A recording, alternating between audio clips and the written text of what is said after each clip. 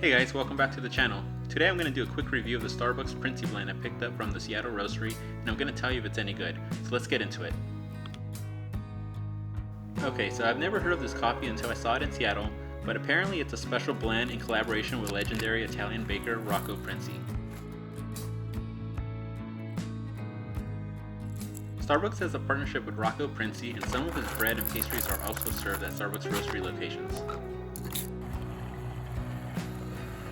About the coffee, their master blenders created a full-bodied, creamy, sweet cup of coffee which Starbucks recommends using an espresso. It also produced a good amount of crema even though these beans have been on the shelf for a while.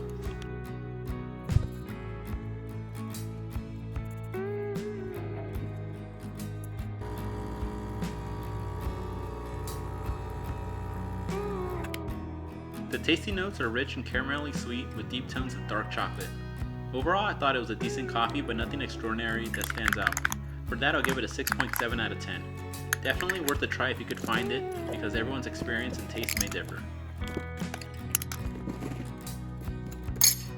Thank you guys for watching. If you enjoy all things coffee, subscribe for more.